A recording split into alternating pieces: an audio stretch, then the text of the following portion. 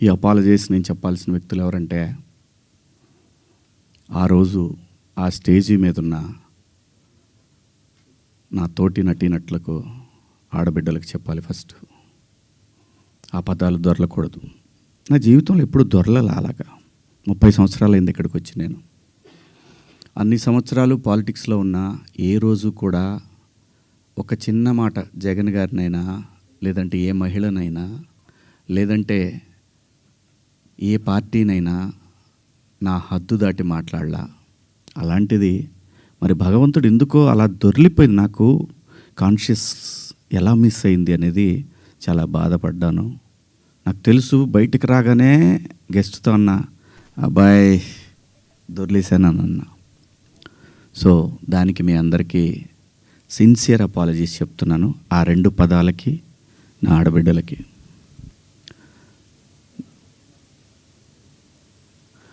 ఇక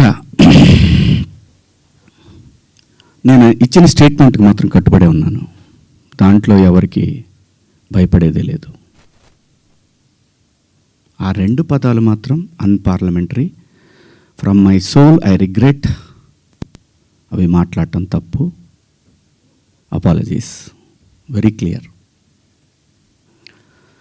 ఇక మా దండోరా సినిమా గురించి మాట్లాడుతాను. దాని తర్వాత మీరు ఎవరు అడగాలనుకుని అడగచ్చు. ఎందుకంటే 2 రోజుల నుంచి దాదాపు 36 అవర్స్ అయింది నేను పడుకొని. 2 రోజుల నుంచి నేను ఈ ప్రమోషన్స్లో నేను పార్టిసిపేట్ చేయలేకపోయాను. ఓ ప్రొడ్యూసర్ నమ్మి మన మీద సినిమా ఇచ్చి ఖర్చు పెట్టాడు, రాలేకపోయాను. అంటే నాలోనే అంతర్మదనం, ఎందుకు ఇలా జరిగింది. అన్ని సంవత్సరాలు పాలిటిక్స్లో మాట్లాడినా ఎప్పుడు తప్పు మాట్లాడాను నేను, ఎందుకు ఇలా జరిగింది, ఏమైంది అని అనిపించింది. సో అందుకే రాలేకపోయాను. సో రేపు రిలీజ్ అవుతా ఉంది కాబట్టి ఖచ్చితంగా మాట్లాడాలి. ప్రొడ్యూసర్ గారితో చెప్పి, సార్ నేను సినిమా ప్రమోషన్కి వస్తానని చెప్పి ఈ ప్రెస్ మీట్ అంటే ఆయన అన్నారు, ఎందుకులేండి అనవసరంగా మళ్ళీ కాంట్రవర్సీ అవుతుంది. లేదు, మీ దగ్గర డబ్బులు తీసుకున్నాను కాబట్టి నేను ఖచ్చితంగా మీ సినిమాకి నేను నా వంతు నేను ప్రమోషన్ చేయాలి అని చెప్పాను. అలా రేపు 25వ తారీఖు క్రిస్మస్ నాడు రిలీజ్ అవుతుంది ప్రపంచవ్యాప్తంగా ఈ సినిమా. తప్పకుండా మీ దగ్గరలో ఉన్న థియేటర్లో మీకు వీలైతే చూడండి. ఒక మంచి సినిమా, సమాజాన్ని పట్టి పీడిస్తున్న కాస్ట్ సిస్టమ్ మీద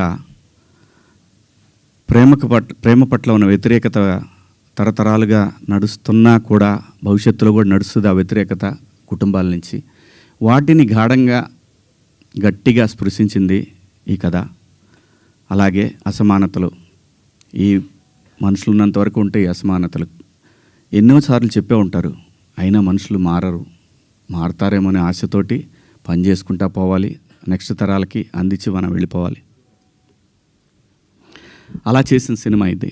అలాంటి ఒక మంచి కథతో కొన్ని యథార్థ సంఘటనలతో బేస్ చేసిన సినిమా. ఈ సినిమాకి పనిచేసిన ఆర్టిస్టులు అందరూ కూడా చాలా గొప్పగా చేశారు, చెప్పాను మొన్న. అలాగే ఈ సినిమాకి పనిచేసిన మ్యూజిక్ డైరెక్టర్ కానివ్వండి, ఆర్ట్ డైరెక్టర్ కానివ్వండి, ప్రతి ఒక్కళ్ళు కూడా నేటివిటీని ఆ 2000 98 2000 ఇంకా అంతే 2005 ఆ మధ్యలో వచ్చినటువంటి ఇన్సిడెంట్లను బేస్ చేసుకొని ఓ చక్కటి లవ్ స్టోరీ విత్ కాస్ట్ని గట్టిగా చాలా గట్టిగా స్పృశిస్తూ చేసిన సినిమా ఇది. సో దగ్గరలో ఉన్న థియేటర్లో మీరందరూ వెళ్ళి చూడండి. పండగే కాబట్టి అందరూ వెళ్ళి చూస్తారని ఆశిస్తూ,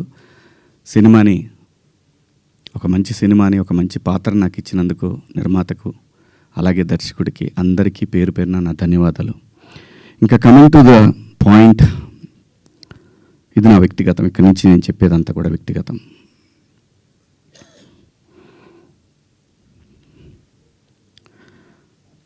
నాకన్నా ముందు చాలామంది గొప్ప జర్నలిస్టులు లైక్ గంగాధర్ శాస్త్రి గారు కానివ్వండి, తెలుగు జాతి మొత్తం వాళ్ళ మాటల్ని వింటూ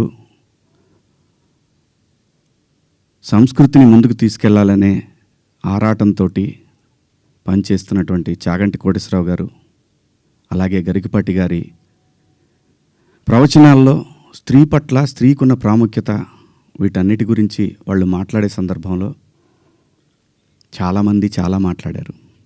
మరీ ముఖ్యంగా సినిమా ఇండస్ట్రీ గురించి కూడా అలాంటివి చెయ్యొద్దు మీరు. అలా చేయటం వల్ల, అలా ఉండటం వల్ల, అలాంటి కట్టుబొట్టు వల్ల బయట సినిమాలో ఎలాగైనా చేసుకోండి మీరు. దానికి సెన్సార్ ఉంటుంది కాబట్టి మీరు పరిధులు దాటలేరు.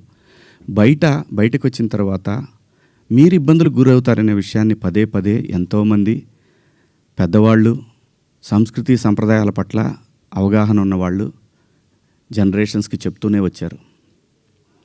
నేను అలా మాట్లాడటానికి ప్రధానమైన కారణం ఏంటంటే, లూలు మాల్లో నిధి అగర్వాల్ తను పడ్డ వేదన,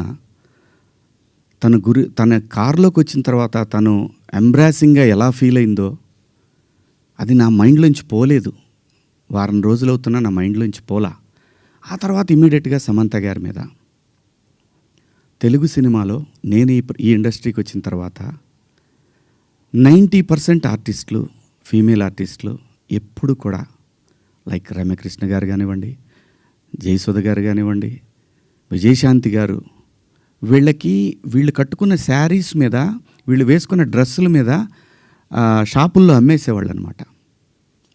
నేను ఎవరిని ఈ డ్రెస్సులు వేసుకోండి, ఆ డ్రెస్సులు వేసుకోండి, మీరు కప్పేసుకోండి అని నేను చెప్పలేదండి. నేనెవరిని చెప్పడానికి?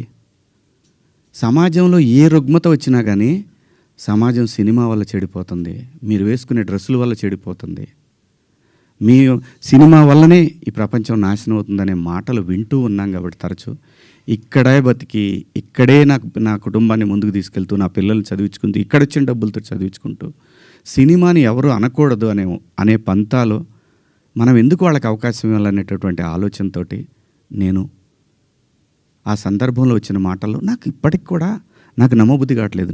నేను ఆ 2 పదాలు నాకు ఎందుకు వచ్చినాయని. ఇందాక మన జర్నలిస్ట్ మిత్రులకి నేను నా ఫోన్లో ఉన్న మెసేజ్లు చూపించాను. ఏమని? ఫస్ట్ నేను అపాలజీ చెప్పింది నా భార్యకి. వెంకట గారు మీరు చూశారు కదా, ఎన్ని గంటలకండి? నైటు 1:30కి. 11 గంటల 18 నిమిషాలకి